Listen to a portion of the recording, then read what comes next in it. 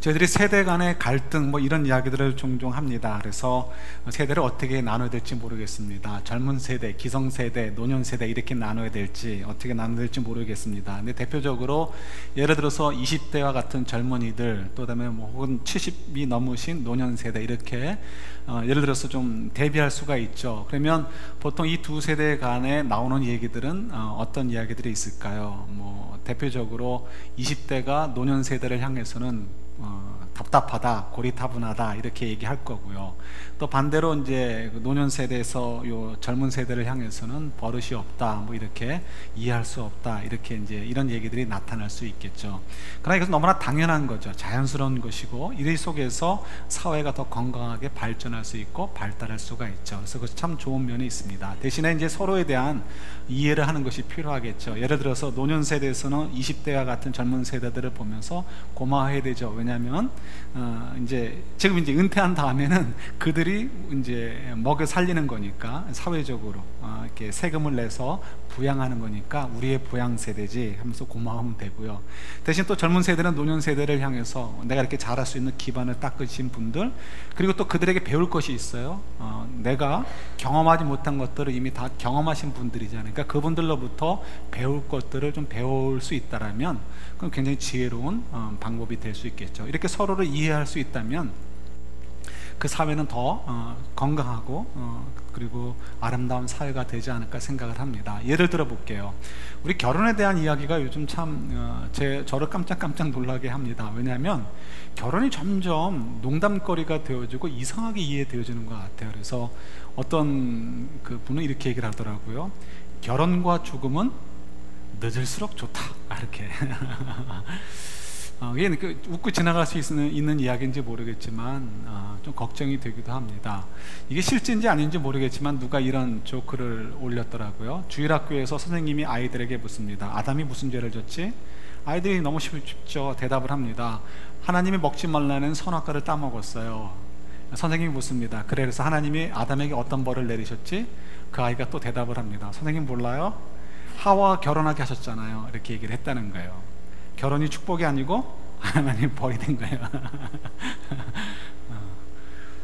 동의하는 분이 계십니까? 근데 이게 저희들이 농담처럼 하지만 이게 너무 많아지다 보니까요, 우리 이제 젊은 세대들 20대 이후죠. 그다음에 우리 자녀들의 세대에는 어떻게 될까? 결혼을 한 번 결혼해서 평생을 때론 싸우고 아픔이 있어도 주님 안에서 극복해서 지켜가야 될 것, 극복해야 될 것으로 이해가 될런지, 모토로 싸우면서 살아 3년 살다가 싫으면 헤어지고 이렇게 돼야 되는 건지 저희들이 참 걱정이 되어집니다. 이럴 때 노년 세대가 얘기해 줄 수 있는 게 있죠. 지난번에 소개해드렸던 칼 필레머의 책에 보면 이런 이야기가 있습니다. 이제 이 책은 노년 세대 분들을 인터뷰해서 뽑은 이야기들을 이제 적어놓은 글이죠. 그 이야기에 이런 이야기가 있습니다. 한 할머니가 있는데 아마 10대 후반쯤이 아닐까 싶어요. 그때는 나오지는 않습니다. 그런데 12월 31일이 되어서 친구들끼리 모여서 파리를 하게 되었습니다. 자정시간 12시가 다 가까웠을 때 조라는 한 남학생이 자기 옆으로 와서 앉더라는 거예요. 그러면 여학생은 어떻게 되겠어요? 가슴이 쿵쾅거리기 시작하겠죠. 왜 그럴까요? 카운트다운하고 12시 정각이 되면 미국 사람들 하는 거 있잖아요. 와, 해피 뉴 이어 하면서 옆에 사람하고 키스를 한단 말이에요. 정말 기대하고 있는데 그 조라는 친구가 12시가 딱 되자 자기한테 키스를 딱 했습니다. 집으로 돌아가는 그 길에서 이 여학생 마음에 이 남학생을 사귈까 하는 이제 마음이 생겼고요. 실제로 두 사람이 데이트를 시작을 하고 결혼을 하게 되었습니다. 그리고 결혼 생활을 52년을 했습니다. 그리고 남편이 먼저 죽고요. 아내는 홀로 10년을 더 살았습니다. 그리고 그 10년이 지난 시점에서 인터뷰를 하게 된 것입니다. 자기를 인터뷰하는 사람에게 이야기를 합니다. 나는 조를 지금도 사랑해. 내 평생에서 가장 강렬했던 사랑도 조였어. 내 남편이었어. 우리들의 이 사랑은 정말 뜨거웠지. 이렇게 얘기를 합니다. 여러분 어떠세요? 그렇게 느껴지셔요? 우리 한국 그 어떤 그 드라마 이렇게 쇼에서 그런 거 나왔죠. 남편이 아내에게 묻습니다. 할아버지가 할머니한테 묻죠. 당신과 나의 사이 천생연분을 생각하고 물었는데 왼수, 4글자 했더니 평생 왼수 이렇게 얘기를 했다고 하잖아요. 쓸쓸하죠. 이렇게 얘기하면 안 되지만 그 할머니가 얘기했던 이야기들은 우리에게 참 마음에 감동을 줍니다. 노년 세대에 계시는 분들도 나는 정말 내 아내와의 그 결혼 관계가 어떤가, 내 남편과의 결혼 관계가 어떠한가 한번 생각하면 좋을 것 같고요. 또 이런 지혜로운 이야기들이 어떻게 해요? 사실은 우리 젊은 세대들에게 전달되어야 되죠. 왜요? 젊은 이들에게 정말 지금 들려지는 모든 것들은 결혼을 가지고 조크하지만, 농담으로 삼고 있지만 그것이 아니고 진정한 그 사랑과 그 아름다움이 결혼 관계 속에서 이루어진다라는 것을 보여줄 수 있고 남겨줄 수 있겠죠. 또 그 속에서 어떻게 하나님께서 원래 창조하셨던 그 아름다운 가정의 모습들, 이런 것들도 남겨줄 수 있겠죠. 그러면 젊은이들이 그것을 보면서 세상이 아무리 이렇게 하나님의 창조의 원리를 거스르게 돌아가도 이건 옳지 않아, 이건 정말 진정한 아름다움이 있지 않아, 진정한 아름다움은 우리 앞세대 분들이 살았던 그런 모습들, 그런 거야 라고 얘기할 수 있겠죠. 이런 것들을 서로 주고받을 때 어떻게 해요? 서로에게 조연이 되어준다라고 할 수 있어요. 조역, 도와주는 사람들. 젊은이들은 노년 세대에 어떻게 해요? 사회의 그 기반, 그러니까 여러분들의 월페어를 탈 수 있도록 세금을 내어주는 그런 조역을 해줄 수 있어요. 반대로 노년 세대들은 이 젊은 세대들이 막 허물어져가는 어떤 도덕적이나 어떤 그런 부분에 있어서 무엇이 옳다라는 것을 남겨줄 수 있고, 또 좋은 경험들을 남겨줄 수 있음을 통해서 또 좋은 조력자가 될 수 있겠죠. 정말 얼마나 멋진 아름다운 사회가 될 수 있겠어요. 그죠? 저희들의 인생을 보면 이렇게 조력자들이 있다 하는 것을 생각할 수 있고요. 확실히 나 혼자는 아니에요. 그래서 저희들이 참 주변에 있는 분들을 보면서 감사해야 될 것 같아요. 오늘은 좀 이 조력자에 대한 이야기를 좀 나눠보려고 합니다. 오늘 아말렉이라는 족속이 나오는데요. 이 아말렉은 이스라엘 사람들에게 아주 중요한 조력자입니다. 그런데 아말렉은 누구일까요? 아말렉은 이제 여러분 아시는 아브라함의 아들이 있었어요. 누구죠? 이삭이 아들이 둘이 있었어요. 누구죠? 에서와 야곱이에요. 근데 이 에서의 후손이 바로 아말렉 족속입니다. 아말렉 족속이 별로 성경에 등장하지 않았습니다. 이유가 있어요. 왜냐하면 야곱이 자기 형제들과 자녀들을 데리고 애굽으로 내려가서 400년 동안 이렇게 그곳에서 머물렀기 때문에 그렇습니다. 그래서 아말렉 족속은 계속해서 이스라엘 남쪽 지역에 살고 있었기 때문에 이제 그 시나이 반도 쪽에 그 광야 쪽에 살고 있었기 때문에 부딪힐 일이 없었던 거죠. 그런데 이 이스라엘 백성들이 출애굽하여 나오게 되니까, 그래서 가나안 땅으로 가려고 하니까 그 길목에 있던 아말렉과 이제 부딪힘이 되게 되고요. 이스라엘 역사 속에서 등장을 하게 됩니다. 근데 가만히 보면 뭐 다른 것들도 마찬가지지만 특별히 아말렉 사람들이 등장할 때 보면 꼭 한 가지 중요한 포인트가 있었어요. 그게 뭐냐면 이스라엘 백성들의 믿음과 관련이 있었다는 거예요. 다른 말로 좀 더 설명을 드리면 이스라엘 백성들을 하나님께서 믿음에 훈련을 시키기 위해서 조력자들이 필요했는데, 그때 엑스트라로 쓰시던 조연으로 쓰시던 그 조력자들로 사용했던 백성들 가운데 중요한 백성들이 아말렉 족속이었다는 거예요. 그래서 아말렉 족속들은 이스라엘을 위해서 굉장히 중요한 조력자였던 것을 저희들이 보게 됩니다. 그것이 네거티브한 부분이든 파저티브한 부분이든 상관없어요. 어쨌든 하나님께서 그들을 이스라엘을 위한 조력자로 사용을 하셨어요. 그래서 이제 저희들이 한 성경에서 몇 군데 나오는데요. 그 중에서 뭐 예를 들어서 역대상에 나오는 것은 히스기야 왕 때 아말렉 족속이 완전히 없어졌다, 이런 얘기가 한두 절 나옵니다. 그런 것들은 저희들이 빼고 스토리가 있는 것, 왜 아말렉 족속이 이스라엘과 엮였는지, 이런 이야기들을 뽑아보면 한 4가지 정도가 됩니다. 그 중에서 4대까지가 되는데요. 그 중에서 뭐 얘기를 다 할 수는 없고요. 2가지만 좀 오늘 좀 생각을 해보려고 해요. 먼저 잠깐 이제 아말렉 족속을 좀 소개하기 위해서 출애굽기 17장을 한번 잠깐 보도록 하겠습니다. 우리 출애굽기 17장 볼까요?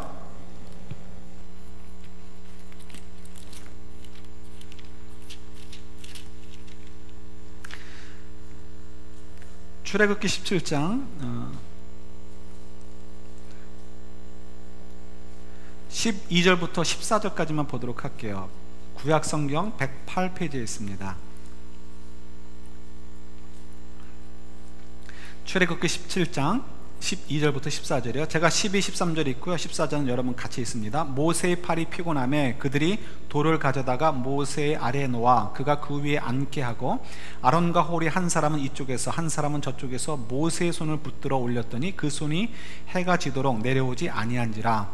여호수아가 칼날로 아말렉과 그 백성을 쳐서 무찌르니라. 같이요. 여호와께서 모세에게 이르시되 이것을 책에 기록하여 기념하게 하고 여호수아의 귀에 외어 들리라. 내가 아말렉을 없이 하여 천하에서 기억도 못하게 하리라. 아멘. 이 말씀 읽으시니까 이게 어떤 내용이구나 하는 것을 기억하실 거예요. 이스라엘 백성들이 출애굽하여 르비딤이라는 곳에 머물게 됩니다. 르비딤이라는 곳에 머물렀는데 물이 없어요. 광야 지역이니까. 한두 명도 아니고 뭐 젊은이들만 있는 것이 아니고 그 수많은 사람들이 있었고 연세 드신 분도 있고 갓 태어난 아이도 있고 하니까 물이 너무 귀한 거죠. 물이 없으면 다 죽게 됩니다. 그러니까 사람들이 불평을 했어요. 모세에게 불평을 했지만 결국 하나님께 불평을 한 거죠. 왜 우리를 출애굽하여, 애굽에서 잘 있었는데 왜 우리를 이렇게 이 고생하다가 다 광야에서 죽게 하느냐, 이렇게 이야기를 하면서 불평을 합니다. 그랬더니 하나님께서 모세에게 지팡이로 반석을 쳐서 물이 나게 해서 먹여라 라고 말씀을 하시죠. 그때 이제 그 백성들이 그 과정에서 어떤 이야기를 하냐면, 하나님이 우리와 함께 하시나 함께 하지 않으시나, 이런 질문을 가지고 그들이 얘기하게 됩니다. 그래서 이제 우리 그 출애굽 17장 앞부분에 보면 그것이 나와 있어요. 그리고 나서 바로 어떤 얘기가 나오냐면 아말렉 이야기가 나옵니다. 이 얘기는 뭐냐면 백성들이 뱉은 이야기와 하나님께서 아말렉을 보낸 이유가 서로 연결되어 있다는 거예요. 백성들은 지금 출애굽하여 아직 이렇게 뭐 신앙적으로나 모든 면에서 잘 정리되어 있지 않은 때입니다. 아직 이 노예 근성이 아주 그냥 뿌리 박혀 있고요. 종으로 살다가 갑자기 이 주권에 있는 자들이 되니까요, 굉장히 아주 그냥 혼란이 완 상태인 거죠. 그래서 하나님께서 그들을 훈련시키는 것이 필요하시죠. 또 앞으로 하나님께서 그들을 통해서 이루실 계획들이 있으니까. 그래서 이제 뭐 십계명도 주시고 뭐 이런 훈련들을 시키지만, 그 중에 이제 첫 번째 그 일 중에 하나로서 그들에게 하나님의 이 모습을 더욱 부각시키시는 것들을 저희들이 보게 됩니다. 10가지 재앙을 통해서 하나님의 존재하심을 그렇게 느꼈는데도 이 이스라엘 백성들이 아주 어리석은 거예요. 10가지 재앙은 애굽에서 있었단 말이에요. 그러니까 지금 애굽 떠나서 왔으니까 그 하나님이 우리와 함께하지 않으시는 거 아닌가, 이런 이제 의심을 하게 되는 거죠. 하나님께서 그래서 아말렉을 보내십니다. 아말렉이 느닷없이 쳐들어와서 이스라엘 백성들을 칩니다. 출애굽기 17장에는 아말렉 족속들이 이스라엘 백성들을 많이 죽였다는 표현이 안 나오는데, 뒤에 신명기서에 보면 모세가 백성들에게 그 당부하는 얘기에 보면 이런 이야기가 있습니다. 아말렉이 그때 쳐들어와가지고 힘 약한 사람들을 많이 죽였다는 거예요. 그래서 아말렉을 용서하지 말아라, 이렇게 이제 유언을 남기는 것을 보게 됩니다. 마지막 설교에서요. 그러니까 아말렉이 그때 와서 연약한 사람들, 여성들이나 애들이나 노년층들을 많이 죽였던 것 같아요. 그런데 이제 이 이야기를 보면 이 전투가 벌어졌는데 모세가 직접 나가지 않는 거예요. 모세는 언덕 위로 올라가서 잘 아시는 대로 손을 듭니다. 기도하는 거죠. 그러면 어떻게 해요? 이제 여호수아가 백성들을 이끌고 나와서 싸웁니다. 손을 들면 이겨요. 내리면 지고. 이기면 손을 들면 이렇게 무찌르게 되고요. 또 손을 내리면 밀리게 되는 거죠. 그래서 아론과 홀 두 사람이 이 모세의 팔을 들고서 계속 있다가 결국은 이제 아말렉을 무찌르게 되었다는 이야기가 있습니다. 그래서 이제 우리에게 주어지는 교훈은 뭐예요? 우리가 봐야 되는 메시지는 뭐예요? 모세는 영적 파워가 있어서 손만 들어도 뭐예요? 파워가 쭉쭉 나가가지고 이겼어. 이게 아니에요. 그는 기도발이 셌어. 이런 게 아닙니다. 그게 아니고 하나님께서 이 전쟁을 어떻게 하신다? 주관하신다는 것을 보여주시는 거예요. 하나님의 능력으로 이기는 것이지 여호수아의 용맹함이나 이스라엘 백성들의 헌신으로 이루어지는 것이 아니고 하나님의 능력으로 이 전쟁을 이기신다. 그 얘기는 뭐예요? 하나님이 이스라엘 백성들과 애굽에서만이 아니고 지금 애굽을 떠나서 광야로 들어온 상태에서도 어떻게 해요? 그들과 함께하고 있다는 것을 하나님께서 보여주시는 것이 바로 이 전투의 이야기입니다. 그래서 이제 이렇게 아말렉은 이 이스라엘 사람들에게 조욕을 했다는 거예요. 하나님이 우리와 함께 하시는구나. 그런 믿음을 키워주게 하는 일들인 거죠. 나머지 이야기들은 여러분 제가 적어드린 것도 참조해 보시고요. 또 다윗의 이야기 때 한번 또 얘기 나오는데, 그때는 저희들이 또 뒤에서 묵상하게 되면 그때 이야기를 나누도록 하겠습니다. 이제 저희들 다 점프업해서 우리 오늘 본문으로 한번 들어와 보는 거예요. 오늘 본문을 보면 사울이 아말렉과 전투를 벌이게 됩니다. 그런데 계산됐던 전투도 아니고요, 어떤 필요가 있어서 했던 전투도 아닙니다. 그냥 하나님께서 사무엘을 보내셨습니다. 사무엘을 가가지고 사울에게 얘기하죠. 임금님, 하나님께서 명령을 내리셨습니다. 아말렉을 치라고 하십니다. 느닷없이 그렇게 얘기하시면서 얘기가 2절 보면 이제 이유가 나오죠. 그런데 우리 성경을 한 군데 찾아보도록 할게요. 우리 조금 전에 읽었던 본문인데요. 제가 저 혼자 읽을게요. 아까 좀 전에 읽었으니까 저 혼자 읽을게요. 거기 보면 그 14절에 여호와께서 모세에게 이르시되 이것을 책에 기록하여 기념하게 하고 여호수아의 귀에 외워 들리라. 내가 아말렉을 없이하여 천하에서 기억도 못하게 하리라. 이 말씀을 이제 제 인용해서 사용을 하게 됩니다. 이 얘기는 뭐냐면 하나님께서 이제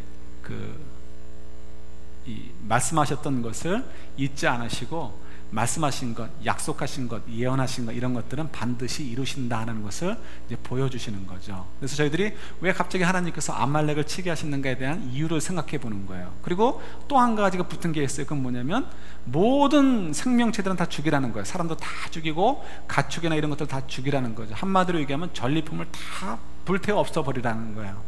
왜 전리품을 없애라고 하느냐? 그것이 얼마나 소중한데, 특히 광야길에서 얼마나 그게 필요해요.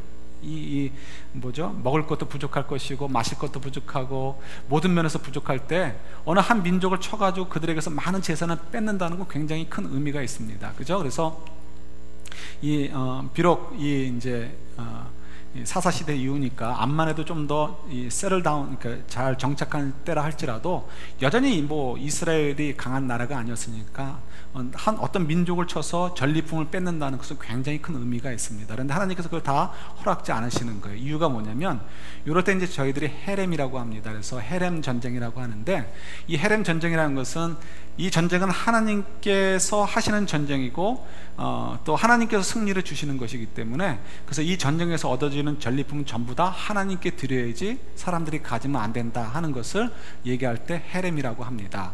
그래서 이 헤렘의 전쟁에서 얻어지는 모든 것들은 다 죽이거나 불태워버리게 되죠. 그래서 여러분 잘 아시는 것처럼 가나안 땅에 제일 먼저 들어갔을 때 벌였던 전쟁이 뭐죠? 여리고의 전쟁입니다. 그때도 헤렘 전쟁이에요. 그래서 그 모든 것들을 태워버리고 죽여버리게 됩니다. 그럼 왜 하나님께서 그렇게 하셨을까요? 하나님이 물질이 필요한 것도 아니신데, 이유는 다른 데 있어요. 그 이야기를 통해서 전쟁은 하나님께 있지 사람이 있지 않다라는 것을 확인해 주고 싶으신 거예요. 가끔가다 헤렘 전쟁을 하나님이 명령을 하십니다. 그걸 통해서 이스라엘 백성, 지금 너희들이 싸워서 영토를 넓혀가지만 결국 사실은 이 싸움들을 진두지휘하시는 이가 누구시고 이 싸움에서 승리하게 하시는 이가 누구인지를 잊지 말라라는 거예요. 그래서 우리 인생의 주인은 누구시다라는 것을 잊지 말도록 하기 위해서 우리가 헤렘 전쟁을 하나님이 종종 요구하시는 거죠. 그래서 이때도 헤렘을 요구하십니다. 모든 것들을 다 불태워버리라는 거죠. 자, 그래서 우리가 이제 그 이유를 찾아보는 거죠. 첫 번째는 하나님께서 하신 말씀은 지키신다라는 것을 살펴봤고요. 또 두 번째는 이런 것도 있을 수 있어요. 하나님께서 하신 일들을 이렇게 약속하신 것을 반드시 지키시는데 그 과정을 보면 사람이 하는 것 같지만 결국 누가 하는 거예요? 하나님이 하신다는 거예요. 하나님이 계획하셨던 일들을 하나님 때에 진행하시는 걸 보니까 이건 정말 하나님이 하시는 거구나 확인하게 하는 거죠. 그래서 지금 사울이 백성들을 데리고 아말렉과 가서 싸우지만 결국 뭐예요? 이것도 역시 하나님의 전쟁이구나, 이 헤렘이라는 것도 같이 요구하면서 그걸 다시 한번 확인시켜 주시는 거죠. 그걸 통해서 뭘 배우라는 거예요? 우리의 인생을 살면서 우리는 하나님을 의지해야 되지 다른 거 의지하면 안 돼. 큰 이슈 중에 하나가 뭐였어? 왕을 자꾸 의지하려는 이스라엘 백성들을 향해서 얘기하는 것이기도 한 거예요. 야, 너희들 사람들을 의지하지 마. 왜 사람들을 의지하니? 누구를 의지해야 된다고요? 하나님을 의지해야 된다는 거예요. 그 뒤에 계시는 하나님, 모든 것들을 주관하시는 하나님, 그 하나님을 의지해야 된다는 거죠. 그걸 가르쳐 주시기 위해서 이 전쟁도 또 아말렉을 주연으로 출동시키신 거예요. 그리고 마지막으로 한 가지 더 있다면, 사울이 얼마나 별 볼 일 없는 사람인가를 다시 한번 또 드러내는 거예요. 그래서 사울은 정말 별 볼 일 없는 사람이다. 그래서 하나님 또 내칠 수밖에 없는 존재라는 것을 드러내시고요. 그걸 통해서 어떻게 해요? 이제 사울의 시대는 끝났어요.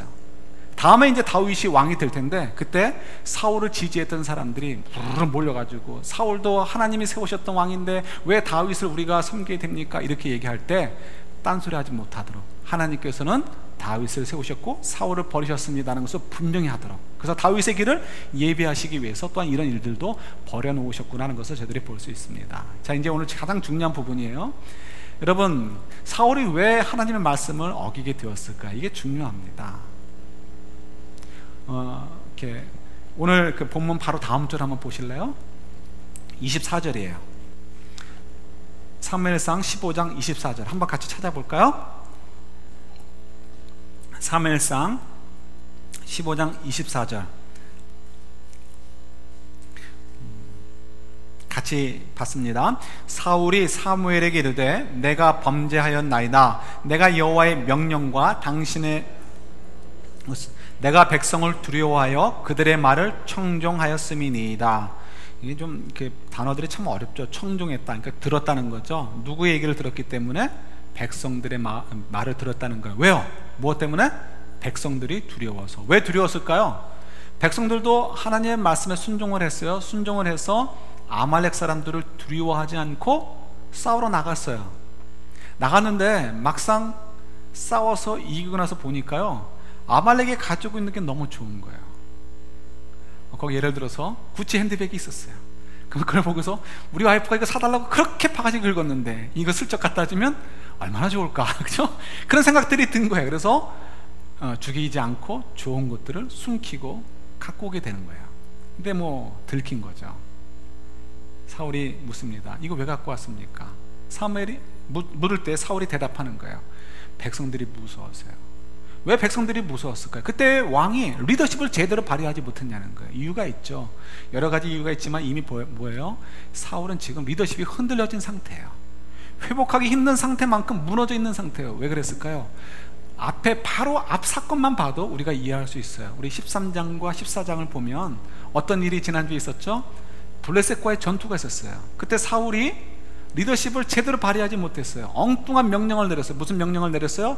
전투를 앞두고 먹지 말라는 거예요. 금식을 명령을 내렸어요. 정말 아주 이렇게 애들 표현대로 얘기하면 미친 짓을 한 거죠. 죽으려고 결정을 작심한 것 같아요. 어떻게 전투를 시작하면서 그러니까 금식을 선포합니까? 배불리 먹고 나가서 싸워야 되는데. 그러니 백성들이 온통 지쳐가지고요. 나중엔 그야말로 그냥 뭔가 마음이 그냥 산발된 것처럼 그냥 아주 귀신처럼 됐겠죠. 눈이 퀭하고. 그러니까 너무 배가 고파가지고 정신을 잃다시피 돼가지고요. 왕의 명령도 필요 없어요. 하나님의 말씀도 필요 없어요. 그냥 눈에 닥치는 대로 잡아가지고 뜯어먹게 되었습니다. 그래서 그냥 배는 채웠지만 마음이 찝찝한 거예요. 그러니까 백성들이 큰 승리를 누렸음에도 불구하고 기뻐하지만 못하는 거예요. 찝찝해요. 그들의 신앙이 좋았건 안 좋았건 어쨌든 간에 율법을 어겼잖아요. 그러니까 찝찝해요. 왕의 명령을 어겼잖아요. 찝찝해요. 근데 그때 뭐예요? 왕이 제대로 된 명령을 내린 거였다면 자기들 잘못이라고 하지만 제대로 된 명령이 아니고 엉터리 명령을 내려서 우리가 이렇게 됐으니 이 탓은 누구 탓이라고요? 사울 임금 탓이 되는 거예요. 거기다 또 누구를 죽일 뻔했습니까? 그 전쟁의 최고의 영웅적인 이 승리를 가져오게 했던 그 영웅적인 이 역할을 했던 요나단마저도 죽일 뻔했잖아요. 그러니까 이 백성들이 볼 때는 사울 임금 하면 벌써 정신이 오락가락하거나 아니면 자우지가 리더십을 제대로 발휘할 수 없는 사람으로 치부될 수밖에 없는 상태에 놓여 있는 거예요. 플러스 이렇게 레임덕에다가 플러스 사무엘은 뭐라고 얘기합니까? 하나님이 너를 버렸어. 너를 버렸어. 백성들이 들었단 말이에요. 안단 말이에요. 그러니까 백성들이 사울 임금에 대한 복종하는 마음이 흔들리는 거예요. 그런데 어떻다고요? 눈에 지금 좋은 것들이 보여. 욕심이 막 불끈 생기는 거예요.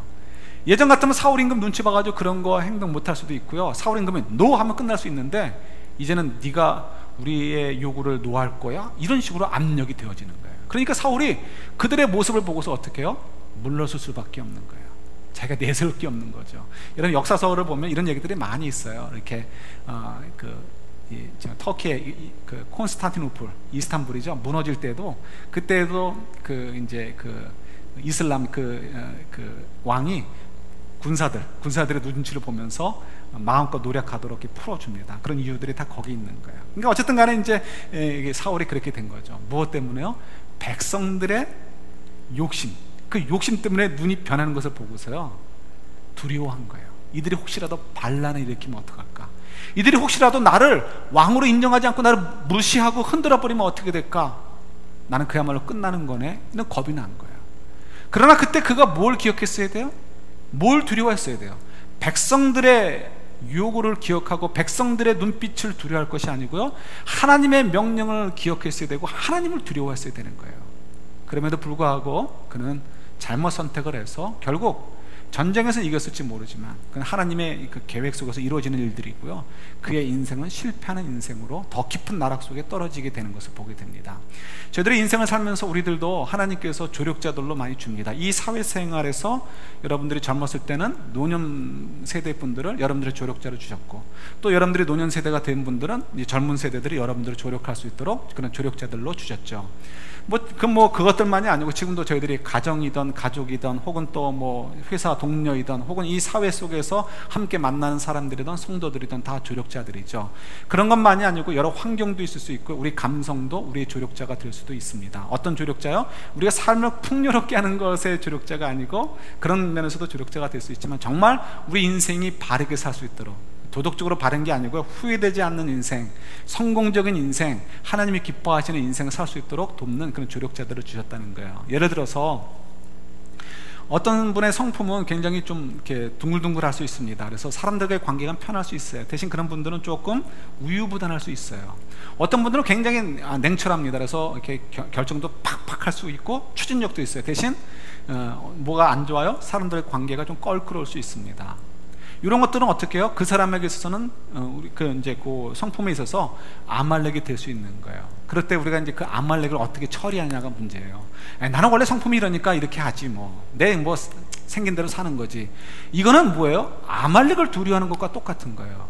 그때 여러분, 하나님께서 나에게 요구하시는 것이 무엇인가를 들으실 수 있어야 되는 거예요. 우리 계속 강조하듯이 우리 속에서 성령님이 거하셔요. 살아계셔요. 그 하나님은 여러분 걱정하실 분이 아니셔요. 그 하나님은 온 우주의 주인이신 하나님과 동등되신 성령 하나님이셔요. 성령 하나님을 통해 우리는 온 우주의 주인이신 아버지 하나님의 아버지 되어 주시는 그 역할들을 우리들이 누리고 살고 있어요. 여러분 걱정하지 마셔요. 걱정하지 마셔요. 담대하셔요. 그리고 여러분 정말 집중해서 하나님께서 나에게 요구하시는 음성을 들으셔야 돼요. 그때 여러분들이 나는 원래 이렇게 살았으니까, 나는 이렇게 원래 꼼꼼하니까, 나는 원래 이렇게 칼 같으니까, 나는 원래 좀 우유부단하니까 이런 거 가지고 핑계대지 마시고요. 그때 어떻게 하라고? 하나님께서 나에게 지금 요구하시는 것이 무엇인가 들으셔야 되는 거예요. 그리고 그때 어떻게 해요? 믿음에 도전을 하시고 내 성품을 두려워하지 마시고 나에게 힘이 되어주시고 능력이 되어주는 하나님을 두려워하고 하나님의 뜻을 따라 일어나시라는 거예요. 그럴 때 어떻게 해요? 우리가 믿음의 승리를 하게 되는 거예요. 그것이 우리에게 주시는, 이 본문이 주시는, 저에게 주시는 너무 엄청난 메시지이기도 합니다. 여러분 성품만이 아니라 여러 가지 면에서 우리에게 주시는 아말렉들이 있어요. 하나님 우리를 사랑하시기 때문에 주십니다.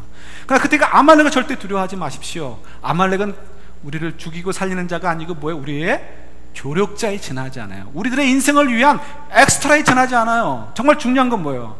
하나님이신가. 하나님.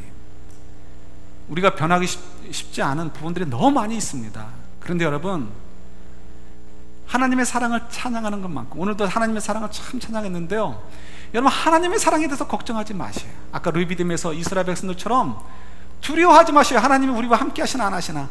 아니요, 하나님이 이미 우리를 사랑하고 계시고 영원토록 사랑하셔요. 변함이 없으셔요. 문제는 우리예요. 우리.